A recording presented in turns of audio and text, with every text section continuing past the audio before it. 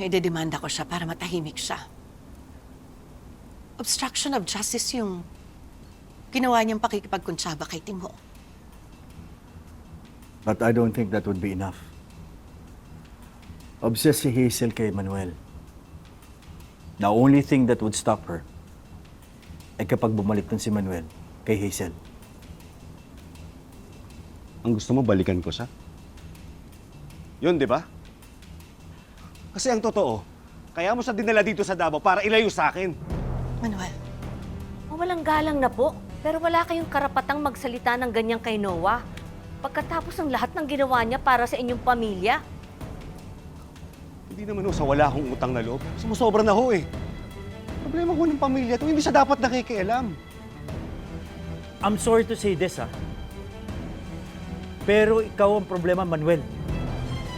Kaya lang naman ginugulo ni Hazel si Pelma nang dahil sa'yo.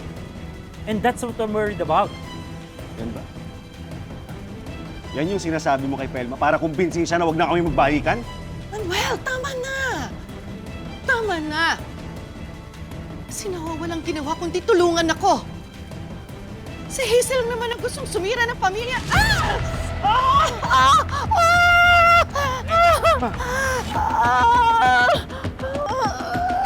Pelma, ano kailangan mo?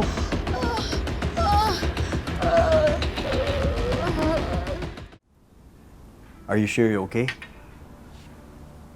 Gusto mo pumunta tayo ng ospital? Hindi na. Okay na ako.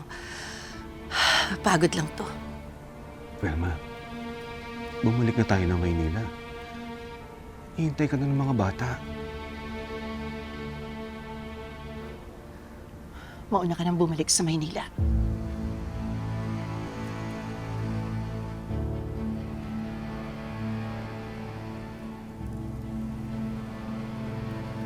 Sige na. Kailangan ka ng mga bata. Pelma, kailangan ka rin nila. Bakit pa ayaw pang umuwi?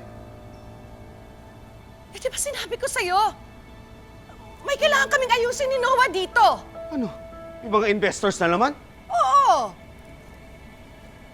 May mga business conference kaming aatinan bukas. O sige, saan? Sa... Esplanade Hotel. O sasamahan kita. Hindi na. Mauna ka na. Hindi ako papayag na maiwan ka kasama ng lalaking yan. Talagang sumusobra ka na, ha? Manang, baka pwedeng sa labas po muna tayo. Hayaan po muna natin sila. Hanggang ngayon ba? Iniisip mo na may namamagitan sa aming dalawa? Sisisi mo ba ako, Pelma? Sige, kung business talaga yung pinunta mo dito, bakit sa dinami-dami ng hotel sa Davao, dito ka sa bahay niya nakatira? Wala ka bang tiwala sa akin? Sa'yo meron, sa kanya wala!